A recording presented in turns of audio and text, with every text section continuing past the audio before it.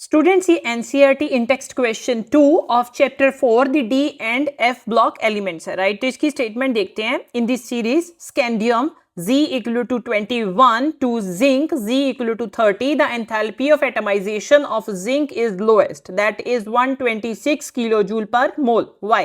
ठीक है, तो इस क्वेश्चन में इन्होंने क्या बोला है कि आपकी जो 3D सीरीज है, ठीक है, ट्रांजिशन एलिमेंट की स्कैंडियम से लेके जिंक तक जो एंथैल्पी ऑफ एटमाइजेशन है जिंक की वो सबसे कम होती है, दैट इज 126 किलोजूल पर मोल। ये क्यों होती है आपने ये बताना है।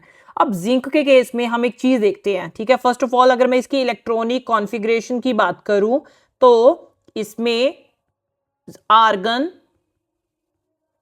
18 3d10 4s2, ठीक है। ये जो मेरे पास 3d10 4s2 है, मेनली यही बॉन्डिंग में पार्टिसिपेशन करती है, राइट। अब इसमें भी एक और ट्रिक है, जो 3d ऑर्बिटल है, ठीक है, ये कंप्लीटली फिल्ड है।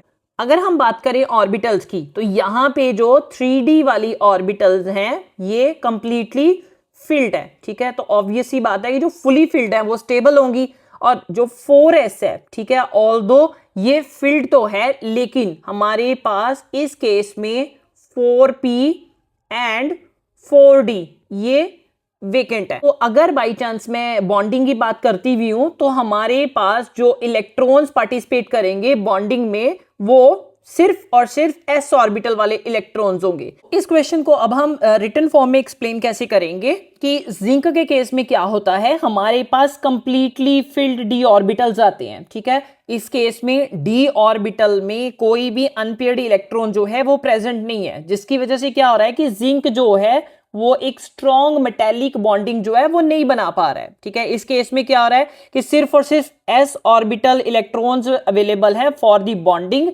इसकी वजह से वीक इंटर एटॉमिक इंटरैक्शंस जो है वो क्रिएट होती हैं जिंक के केस में। इस वजह से कम एनर्जी रिक्वायर्ड होती है, जो मेटल मेटल बॉन्ड क्रिएट होता है in case of transition element वो तोड़ने के लिए, ठीक है। तो आप ये ट्रेंड जो है ये साथ में शो कर सकते हो कि स्कैंडियम के केस में हमारे पास +3 जो है वो मैक्सिमम ऑक्सीडेशन स्टेट आती है, ठीक है, कि 3 जो है वो अनपेयर्ड इलेक्ट्रॉन हम यूटिलाइज कर सकते हैं, ठीक है। और उसकी वजह से जो है हमारे पास एक बॉन्डिंग क्रिएट होगी।